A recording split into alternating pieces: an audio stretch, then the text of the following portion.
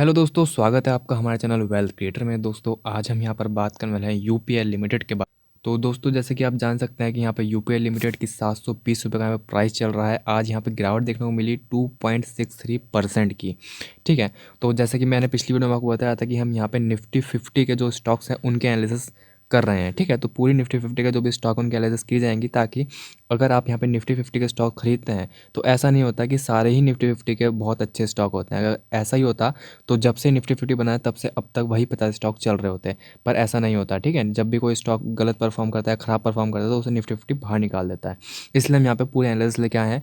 तो आप हम अगर यहाँ पूरी एनालिसिस देखना चाहते हैं हर एक स्टॉक की निफ्टी 50 के, तो चैनल को सब्सक्राइब ज़रूर कर लीजिएगा। और रिसेंटली दोस्तों हमने यहाँ पर वीडियो डाली थी, कल की भी बात है, तो आप देख सकते हैं कि हमने वीडियो डाली थी अदानी पोर्ट्स के बारे में कि अदानी पोर्ट्स किस टाइप का स्टॉक है।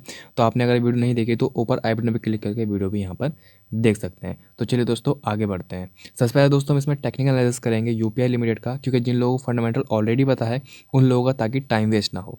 और उसके बाद जिन लोगों को फंडामेंटल नहीं पता किस टाइप की कंपनी है, वो वीडियो को लास्ट तक ज़रूर देखें। दोस्तों हम आ गए यहाँ पर चार्ट पर, और आप देख सकते हैं कि यहाँ पर स्टॉक का जो प्राइस चल रहा है वो चल रहा है 720 रुपये। ठीक है, 720 रुपये में स्टॉक का प्राइस चल रहा है। अगर हम यहाँ पे 50 डे मूविंग एवरेज की बात करें 50 DMA की, तो है 732 रुपये, यानी अपने 50 DMA के नीचे यहाँ पर स्टॉक जो है ट्रेड करता हुआ नज़र आ रहा है। दोस्तों ये जो आपको ग्रीन कलर की लाइन नज़र आ रही है, ये इसका 50 DMA है, और जो आपको ये रेड कलर की लाइन नज़र आ रही है नीचे, ये वाली इसका 200 DMA है। दोस्तों मैं हमेशा आपको बोलता हूँ कि अगर कोई भी स्टॉक जो कि बहुत अच्छा स्टॉक है आपको 200 DMA के आसपास मिलता है, तो आप उसके अंदर बाइंग कर सकते हैं एक बार अपनी एनालिसिस करने के बाद। तो जैसे कि आप यहाँ पे देख सकते हैं, इसका 200 DMA निकल के आता है 694 रुपीज़ का। यहाँ पे 1 डे की कैंडल लगी हुई है। ठीक है, साथ ही यहाँ पे मनी फ्लो है जो 37 का यहाँ पर हो रखा है, क्योंकि स्टॉक यहाँ पे अंडर सोल्ड कैटेगरी के अंदर आ रहा है दोस्तों। ठीक है, तो उसी के साथ आपको यहाँ पे देखने को मिलेगा कि स्टॉक ने रिसेंटली अपना 200 डी मूविंग एवरेज को यहाँ पे टच किया और उसको सपोर्ट बनाया, और स्टॉक यहाँ पर ऊपर की तरफ जाता हुआ नजर आया 750 रुपये के अप्रॉक्सीमेटली। फिर स्टॉक के अंदर रेजिस्टेंस आया, फिर यहाँ पे स्टॉक ने सपोर्ट लिया 700 रुपये का, और फिर यहाँ पे स्टॉक ऊपर क्लोजिंग करता हुआ नज़र आया। तो दोस्तों इसकी अगर मैं हाई की बात करूँ कि स्टॉक की कहाँ से गिरना स्टॉक ने शुरू करा था, कि कहाँ से जो स्टॉक के अंदर जो है गिरावट दर्ज की गई थी, तो आप देखते हैं कि स्टॉक ने यहाँ पे 865 रुपये के लगभग का हाई लगाया, और उसके बाद यहाँ से लगातार स्टॉक के अंदर एक गिरावट देखने को मिल रही है। उसी के साथ दोस्तों जैसे कि आप यहाँ पे देख पा रहे हैं कि स्टॉक ने रिसेंटली 200 DMA मूविंग एवरेज यहाँ पे टच किया है। तो इससे पहले स्टॉक ने कब टच किया था, तो आप यहाँ पे देख सकते हैं इससे पहले स्टॉक ने टच किया था यहाँ पर। आप देखिए ये अपने 200 DMA के नीचे यहाँ पर ट्रेड करता हुआ नज़र आ रहा था। उसके बाद स्टॉक के अंदर जो रैली आई वो बहुत ही ज़बरदस्त थी। तो फिर यही सिचुएशन क्रिएट हो गई कि स्टॉक में 200 मूविंग एवरेज के आसपास यहाँ पे ट्रेड करता हुआ नज़र आ रहा है। ठीक है, और कोई अच्छी कंपनी होती है, कोई बेहतरीन कंपनी अपने 200 DMA एवरेज के आसपास आते हैं, उसके बाद यहाँ से जो रैली देखने को मिलती है दोस्तों, वो बहुत ही अच्छी यहाँ पे रैली देखने को मिलती है अक्सर। तो दोस्तों जैसा कि आप यहाँ पे देख सकते हैं कि स्टॉक के अंदर एक यहाँ पे छोटा सा पैटर्न बनता हुआ नज़र आ रहा है। ठीक है, अगर मैं यहाँ पे एक स्ट्रेट लाइन खींच दूँ तो आप देखते हैं कि यहाँ पे स्टॉक इस तरह से गया और फिर इस तरह से यहाँ पर जाता हुआ नज़र आया। तो यानी कि यहाँ पे कप विद हैंडल पैटर्न बनता नज़र आ रहा है। कोई बहुत बड़ा तो नहीं है, छोटा पैटर्न है कप विद हैंडल का। लेकिन अगर हम इसके पोटेंशियल की बात करें कि जो इस टाइप का यहाँ पर ये यहाँ पे इस तरीके का यहाँ पे कप बनता हुआ नज़र आया, फिर यहाँ पे इसका ये हैंडल इस तरीके का बनता हुआ नज़र आ रहा है। तो अगर हम इसके पोटेंशियल की बात करें कि अगर यहाँ पे अपने रेजिस्टेंस को तोड़ता है, जो कि 750 के अप्रॉक्सीमेटली आता है, 750 760 के अप्रॉक्सीमेटली आता है, इसको तोड़ता है स्टॉक, तो स्टॉक कहाँ तक जा सकता है। तो जैसा कि दोस्तों आप यहाँ पे देख सकते हैं कि स्टॉक ने जो रिसेंटली रेजिस्टेंस बनाया 750 रुपये का, और स्टॉक का लो बनाया पे 700 रुपये का, तो इसके बीच का जो गैप है वो निकल के आता है दोस्तों 50 रुपये का, यानी कि 50 रुपीज़ का। तो यानी कि अगर स्टॉक यहाँ पर अपने रेजिस्टेंस को तोड़ता है, कप विद हैंडल के साथ यहाँ पर स्टॉक तोड़ता हुआ नजर आता है, यहाँ से ऊपर जाता है, तो इसके अंदर 50 रुपये का पोटेंशियल आएगा। यानी कि 750 के ऊपर का 50 रुपये ऐड करते हो तो स्टॉक कम से कम आपको 800 रुपये पर ट्रेड होता हुआ नज़र आ जाएगा। इसके अंदर एक छोटा पैटर्न बनता हुआ नज़र आ रहा है। तो आपने क्या करना है, तो आपने यहाँ पे सीधा बाइंग नहीं करनी, कि जैसे ही आपको ये लगे कि 750 के ऊपर क्लोजिंग देता है, यहाँ से ऊपर क्लोजिंग देता है, बस इसके अंदर आप पोजीशन में आने की सोच सकता हूँ। एक बार अपना ड्यू इंटेलिजेंस ज़रूर करना, उसके बाद यहाँ पे बाइंग करना। तो जिस हिसाब से दोस्तों मैंने आपको यहाँ पे बताया कि स्टॉक यहाँ पे 800 रुपये तक जा सकता है, तो एनालिस्ट के टारगेट्स के भी यहीं पे निकल के आते हैं 800 रुपये के। मैं आपको दिखा देता हूँ। तो आप यहाँ पे दोस्तों देख सकते हैं कि ICICI सिक्योरिटीज़ ने बोला है कि स्टॉक प्राइस 800 रुपये तक जा सकता है। ठीक है, तो यानी कि एनालिस्ट भी यही बोल रहे हैं, 10 घंटे पुरानी न्यूज़ है, कोई बहुत पुरानी नहीं है। तो उन्होंने भी बोला कि 800 रुपये तक स्टॉक जा सकता है। ठीक है, तो वहाँ पे एक छोटा कप विद हैंडल पैटर्न बन रहा है, जिसकी वजह से पोटेंशियल जो है 800 रुपये तक का यहाँ पे दिखाई दे रहा है। तो दोस्तों फाइनली मैं आपको यही कहना चाहूँगा कि अगर आपने स्टॉक के अंदर बाइंग करनी है तो एक बार अपना ड्यू डिलिजेंस ज़रूर कीजिए, एक बार खुद इसको एनालाइज़ ज़रूर कीजिए, उसके बाद अपने फाइनेंशियल एडवाइस ज़रूर पूछिए।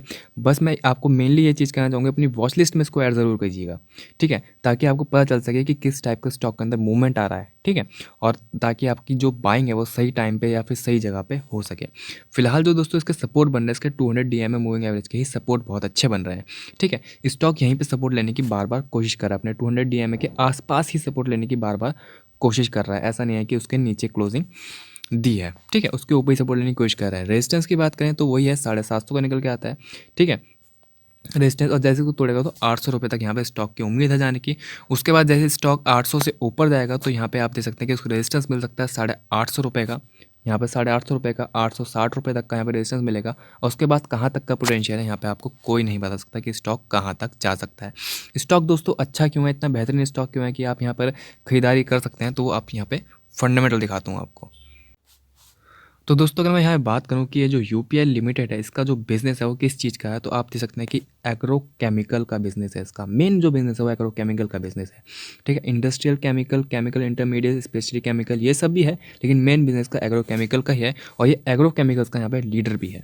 जैसे कि अगर मैं आपको यहाँ पे की पॉइंट्स दिखाता हूँ इसके, कि इसके पास क्या है, ग्लोबल लीडरशिप है। UPL has its presence across 138 nation, 138 nation में ये यहाँ पर प्रेजेंस है यूपीएल लिमिटेड की। फिफ्थ लार्जेस्ट एग्रोकेमिकल कंपनी है and fourth largest seed manufacturing company है। सीड दोस्तों यहाँ पे हाइब्रिड सीड की बात हो रही है, जो हाइब्रिड सीड आते हैं उनकी मैन्युफैक्चरिंग करती है। यूपीएल मार्केट अक्रॉस 90%, तो एक अलग चीज़ है। तो आप यहाँ पे देख सकते हैं कि यानी कि फिफ्थ लार्जेस्ट कंपनी है वर्ल्ड की, ठीक है, यहाँ पे एग्रोकेमिकल में, और फोर्थ लार्जेस्ट है सीड मैन्युफैक्चरिंग में। तो आपको कोई छोटी मोटी कंपनी नहीं बताई जा रही, आपको एक बेहतरीन कंपनी बताई जा रही है जो बहुत ही बढ़िया कंपनी है, ठीक है? साथ ही यहाँ पे मार्केट कैप की बात करें तो लार्ज कैप मार्केट कैप है 55,000 करोड़ के अप्रॉक्सीमेटली का, ठीक है? यहाँ पे हाई 865 का लगाया था, मैंने आपको टेक्निकल पे दिखाया। यहाँ पे डिविडेंड यील्ड 1.38 की, यानी कि 1% अबव है, तो ये भी काफ़ी अच्छी है। स्टॉक का पी दोस्तों यहाँ पे 17.2 का हो रखा है, तो यानी कि यहाँ पे स्टॉक बहुत ही सस्ता मिल रहा है। कैसे कंपेयर करेंगे मैं आपको यहाँ पे दिखा देता हूँ कि अगर आप यहाँ पे इसका पी रेशो चेक करेंगे पिछले 5 साल का, जो मीडियन पी रेशो होना चाहिए, मतलब कि स्टॉक को अपने मीडियन पी रेशो के आसपास ट्रेड करना चाहिए, तो स्टॉक बहुत ही अच्छा होता है। तो आप देख सकते हैं कि यहाँ पे मीडियन पी रेशो लगाता है 19.1 का, और यहाँ पे स्टॉक का फिलहाल का पी रेशो कितना चल रहा है, 17.2 का, यानी कि अपने मीडियन पी रेशो से भी स्टॉक सस्ता मिल रहा है, यानी कि स्टॉक इस वक्त अंडर वैल्यूड हो रखा है, ठीक है? आरओसी की बात करें तो 13.8 की यहाँ पे आरओसी है, आरओई 15% की है, ठीक है? उसके बाद दोस्तों मैं यहाँ बात करता हूँ इसकी कि कंपनी जो है कामकाज किस टाइप का कर रही है। तो आप देख सकते हैं कि कंपनी का रिसेंटली का रिजल्ट आया, तो यहाँ पे सितंबर का जो रिजल्ट आया इसका देख सकते हैं 10,567 करोड़ की यहाँ पे सेल्स की गई, यानी कि Q2 का रिजल्ट, ठीक है? 10,567 करोड़ की यहाँ पे सेल्स की गई, जो कि पिछले क्वार्टर के मुकाबले काफ़ी अच्छी रही। पिछले क्वार्टर में 8,515 करोड़ की सेल्स थी, और पिछले साल में 8,939 करोड़ की सेल्स थी। तो यानी कि सेल जो है वो काफ़ी अप जाती हुई नजर आई, चाहे क्वार्टर ऑन क्वार्टर हो और चाहे ईयर ऑन ईयर हो, काफ़ी अच्छी परफॉर्मेंस रही। उसी के साथ यहाँ पे अगर हम बात करते हैं एक्सपेंस की, तो दोस्तों यहाँ पे एक्सपेंस बढ़ता हुआ नजर आया। रीज़न यह है कि मटेरियल कॉस्ट बढ़ गया है, मतलब ऐसा दिखाया गया है बुक्स के अंदर कि मटेरियल कॉस्ट बढ़ी है, तो उसकी वजह से यहाँ पर इसका थोड़ा सा प्रॉफिट कम होता हुआ नजर आया। जैसे कि आप यहाँ पे देख सकते हैं कि यहाँ पे 634 करोड़ का प्रॉफिट हुआ, जो कि पिछले क्वार्टर में 677 करोड़ का था। तो यानी कि प्रॉफिट थोड़ा सा यहाँ पे क्वार्टर ऑन क्वार्टर गिरता हुआ नजर आया। लेकिन ईयर ऑन ईयर की बात करें तो 463 करोड़ के प्रॉफिट से कंपनी 634 करोड़ के प्रॉफिट पर पहुँच गई। तो यानी कि ईयर ऑन ईयर यहाँ पे कंपनी ने प्रॉफिट में और सेल में काफ़ी अच्छी ग्रोथ दिखाई। सेल में तो क्वार्टर ऑन क्वार्टर भी अच्छी ग्रोथ रही, पर यहाँ पर जो प्रॉफिट है उसमें क्वार्टर ऑन क्वार्टर काफ़ी थोड़ी सी गिरावट देखने को ज़रूर मिली है। अर्निंग पर शेयर की बात करें तो पहले आपको यहाँ पे लॉन्ग टर्म दिखाता हूँ। जो लोग यहाँ पे लॉन्ग टर्म के लिए सोच रहे हैं दोस्तों, वैसे मैं आपको बता दूं कि कोई भी स्टॉक अगर आप बाय करते हैं तो लॉन्ग टर्म के लिए ही बाय करा करो। लॉन्ग टर्म के लिए ही बहुत ही अच्छी चीज़ होती है दोस्तों। स्विंग ट्रेड से थोड़ा, या फिर आप यहाँ पे बोल सकते हैं कि शॉर्ट टर्म ट्रेडिंग थोड़ा बचा करो अक्सर, ठीक है? लॉन्ग टर्म में बहुत पैसा बनता है। यहाँ पर अगर मैं बात करूँ 2010 की, देखते हैं 5,000 करोड़ की कंपनी सेल क्या करती थी, जो कि यहाँ पर बढ़ के 41,000 करोड़ की हो गई। तो कंपनी ने किस तरह का ग्रो किया सेल में, आप यहाँ पर देख सकते हैं। नेट प्रॉफिट की बात करें तो नेट प्रॉफिट भी आप देख सकते हैं कि 526 करोड़ का हुआ करता था, और अब कितने करोड़ का हो रहा है, 3168 करोड़ का यहाँ पे प्रॉफिट हो रहा है। तो कंपनी की जो सेल की ग्रोथ है और प्रॉफिट की ग्रोथ है, दोनों बहुत ज़बरदस्त नज़र आ रही है। बैलेंस शीट भी दोस्तों यहाँ पर देखें तो रिजर्व दे सकते हैं कि यहाँ पे 20,000 करोड़ का रिजर्व है और 24,000 करोड़ की यहाँ पे बोरोइंग दिखाई दे रही है। फिक्स एसेट यहाँ पे 34,000 करोड़ के हैं। तो आप देखते हैं कि जो बोरोइंग और रिजर्व है वो आसपास ही दिखाई दे रहा है कंपनी का। तो ऐसा कुछ नहीं है कि रिजर्व बहुत ज़्यादा है फिर बोरोइंग बहुत कम है, दोनों आसपास दिखाई दे रहा है। पर एक अच्छी चीज़ ये है कि कंपनी की 29,000 करोड़ की बोरोइंग थी जिसको 24,000 करोड़ कर दिया गया और रिजर्व 19,000 करोड़ का था जिसको 20,000 करोड़ कर दिया गया। तो यानी कि कंपनी ने शुरुआत करी अपनी बैलेंस शीट को यहाँ पे सुधारने की काफ़ी हद तक। और CWIP की बात करें दोस्तों 2,000 करोड़ के यहाँ पे CWIP under the construction fix assets हैं और यहाँ पे फिक्स एसेट्स 34,000 करोड़ के हैं। तो आप देख सकते हैं कि यहाँ पे कुछ ही दिनों में या महीनों में या साल में जब भी यहाँ पर तैयार हो जाएंगे जो फिक्स एसेट हैं, तो यहाँ पे जो इसके फिक्स एसेट्स हैं वो यहाँ पे 36,000 करोड़ के अप्रॉक्सीमेटली पहुँचते हुए नज़र आएंगे। उसी के साथ दोस्तों मैं यहाँ पे बात करता हूँ कैश फ्लो की, तो कैश फ्लो भी यहाँ पे ऑलवेज पॉजिटिव रहता है। आप देख सकते हैं कि 8,000 करोड़, 7,000 करोड़, 2,000 करोड़ काफ़ी अच्छा भी रहा और पॉजिटिव में भी रहता है। तो कैश की भी कोई दिक्कत नहीं होती। उसी के साथ दोस्तों शेयर होल्डिंग पैटर्न की बात करें, शेयर होल्डिंग पैटर्न में 27.96% यहाँ पे प्रमोटर की होल्डिंग है, FI की 35.13% है, DI की 17% है और पब्लिक के पास 18.95% है। लेकिन मैं आपको बता दूं कि पब्लिक के पास 18.95% सिर्फ दिखाने के लिए है। मैं यहाँ पे क्लिक करता हूँ तो देख सकते हैं कि JP मॉर्गन, जैसा कि आपने नाम सुना ही होगा, काफ़ी ज़्यादा सुर्खियों में रहता है JP मॉर्गन बैंक, ठीक है। तो इसके पास 8.16% की होल्डिंग है कंपनी की। तो यानी कि ओवरऑल यहाँ पे सिर्फ 10% होल्डिंग पब्लिक के पास है, बाकी यहाँ पे 90% होल्डिंग जो है स्ट्रॉन्ग हैंड्स के अंदर दिखाई दे रही है।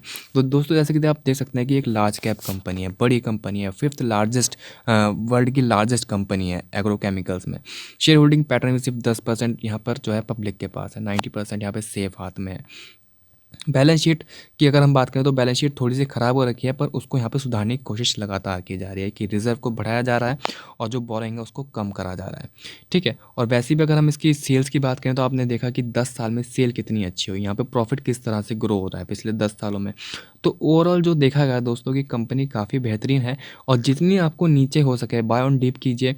और आप लॉन्ग टर्म इन्वेस्टर हैं दोस्तों, ठीक है, तो यहाँ पे बाय ऑन डिप का मतलब है एक बार लम्स अमाउंट कभी भी इन्वेस्ट मत कीजिएगा, ठीक है। जैसे आपने 10 क्वांटिटी अभी खरीद ली, थोड़ा सा करेक्शन मिला 5-10% का, फिर 10 क्वांटिटी खरीद ली, तो जितना अच्छा प्राइस हो सके, जितना नीचे प्राइस हो सके उतना नीचे बाइंग करने की कोशिश करो और लॉन्ग टर्म के लिए होल्ड कर लो। कंपनी डिविडेंड भी अच्छा प्रोवाइड करती है, सब कुछ अच्छा प्रोवाइड करती है, कोई दिक्कत वाली यहाँ पे बात नहीं है। तो दोस्तों फिलहाल के इतना ही, मिलते हैं जल्दी अगली वीडियो में। अगर वीडियो अच्छी लगे तो लाइक कर देना और चैनल को सब्सक्राइब भी ज़रूर कर देना।